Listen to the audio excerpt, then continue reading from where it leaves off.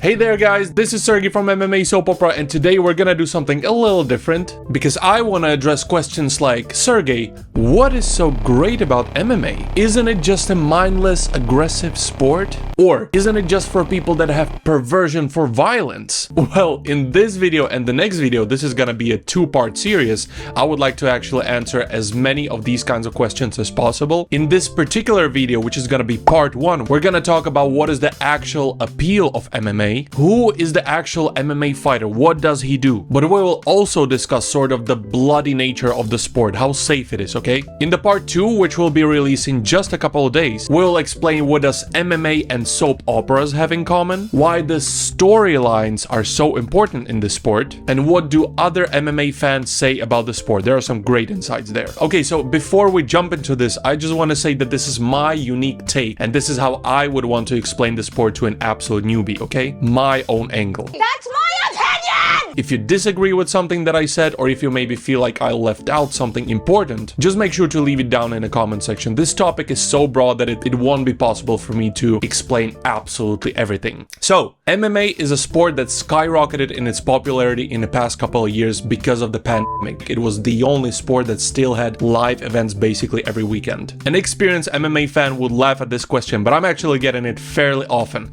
What is the difference between MMA and UFC?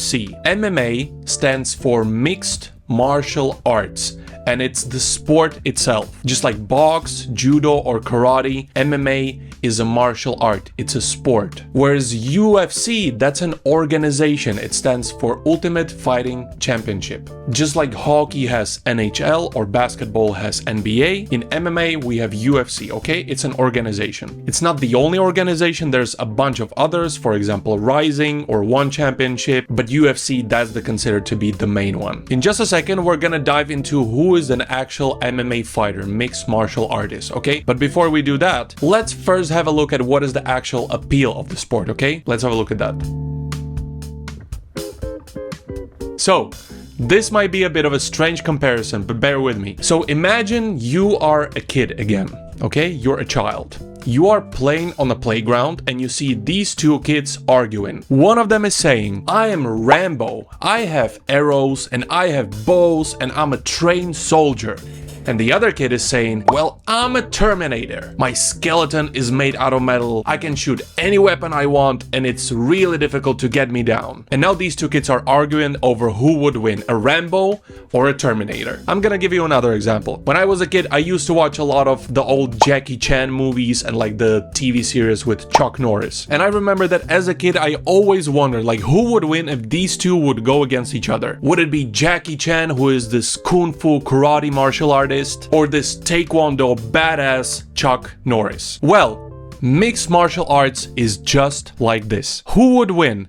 An Olympic gold medalist wrestler or a true black belt jiu-jitsu master? A 3-times kickboxing champion or a 2-times Muay Thai champion? These are the real questions that we MMA fans ask, and we get answers to these questions basically on a weekly basis. And all that because all these big organizations like UFC or PFL, they have a roster of fighters, and that's exactly who these fighters are. They are Olympic athletes, athletes that actually competed in Olympics. They are jiu-jitsu masters, they are karate champions, they are kickboxing champions. And in these organizations like UFC, PFL, Rising, whatever, they get to go and compete against each other. And I'm saying compete because that's what they are doing. They are not just fighting. That would be like boiling it down and simplifying it way too much. Of course, they are fighting, but they are sportsmen. They are competing against each other and see who will win. Just like, for example, two boxers who are standing in a ring,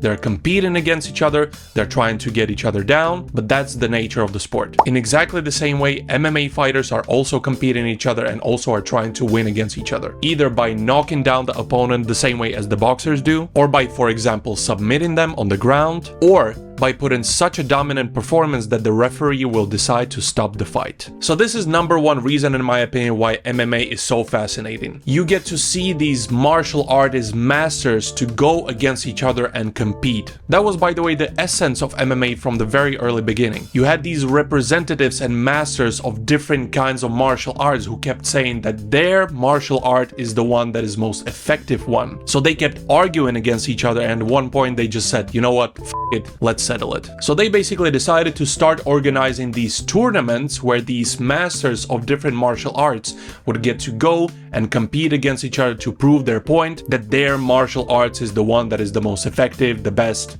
whatever. You get the point. Now let's address the elephant in the room, which is the blood and gore of this sport.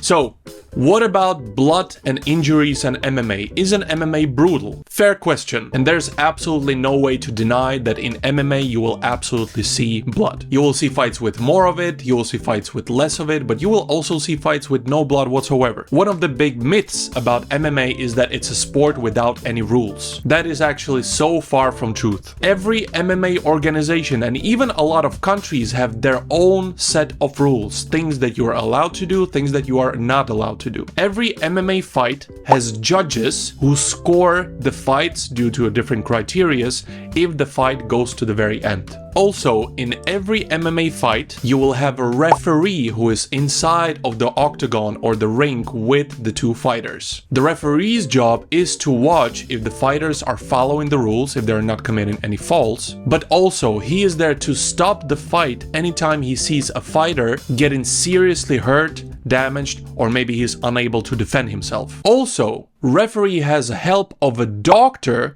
who sits by the ringside. The referee can pause the fight anytime, call the doctor and have him look at the fighter. Both the doctor and the referee can stop the fight anytime they deem the injury to be serious. Okay, so the goal is always to prevent the fighters from suffering serious damages. So what can happen is that maybe you are watching an MMA fight and you see a lot of blood. Well, the reason why that fight is still continuing is probably because it's just a flesh wound and both the referee and the doctor don't see that particular wound as anything serious, so they just let the fighters to continue in the fight. Also, important thing to say is that the fighter can quit the fight anytime he wants. Fun fact, according to a lot of statistics, box is actually considered to be more dangerous than MMA because it has more mortalities per year. You know, in box you're basically most of the time getting hit in the head. But anyways, so yes, the injuries in MMA occur. Blood can also occur, but there are absolutely people in place who are watching the fights very closely and they are there to stop the action anytime they see a potentially dangerous injury occur. So I hope that makes it clearer. And now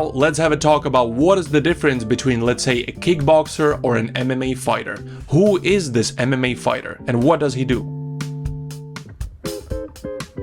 So, these days we have a lot of MMA fighters who are MMA native. What does that mean? Well, it means that when they started with martial arts, they started directly with MMA because of how popular the sport has become and because of how many MMA gyms there are around these days. But it's still more common that someone becomes an MMA fighter, gets into MMA from another martial arts. So let's say we have this fighter, his name is Antonio. Antonio was put into judo classes when he was 14 years old. We're just role playing right now, okay? So he was put in judo classes when he was a teenager. So he learns the judo techniques, he learns about the discipline that comes with the martial arts. And then after some time, if he maybe likes it, he starts competing. So he goes to a judo tournament. He competes in judo for maybe a couple of years and then he starts to become curious about maybe other martial arts. So he goes into a, let's say, kickboxing gym. So he starts observing this completely different sport, different rules, different techniques, kickbox. And he realizes that he likes it and that he maybe wants to start training that as well. So he starts going to a kickboxing gym. Well, now we almost have a mixed martial artist. Antonio has a good understanding of two different martial arts,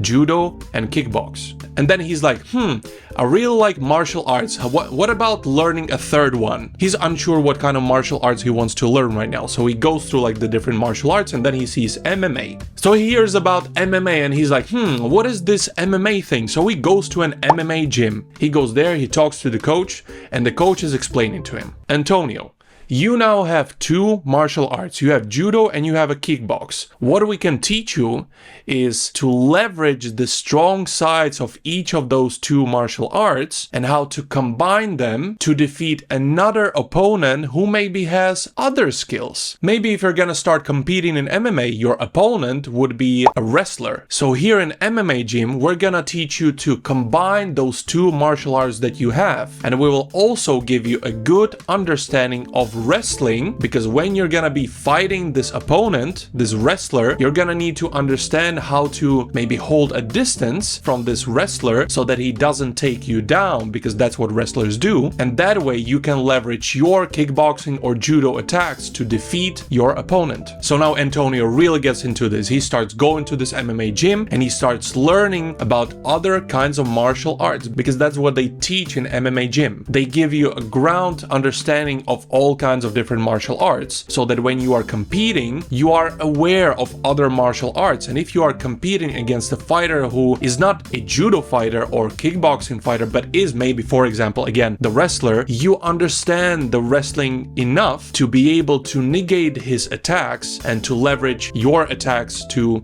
win the competition. So that's how a judo practitioner or a kickboxer becomes an MMA fighter. This is the essence of MMA, understanding the weaknesses and strengths of each martial arts and then combining the martial arts to defeat your opponent. That's why it's called mixed martial arts, MMA. Okay guys, this is it for the part 1. Part 2 will be released in just a couple of days, and in that video we're gonna be talking about what is exactly the importance of storylines in MMA and what does the MMA have in common with soap opera. So anyways, make sure to hit subscribe and ring the bell so that you don't miss the part 2. If you have any thoughts or questions, leave them down in the comment section. I'm gonna do my best to answer all of them. But for now, have a great day. This was Sergey from MMA Soap Opera, because that's what it is.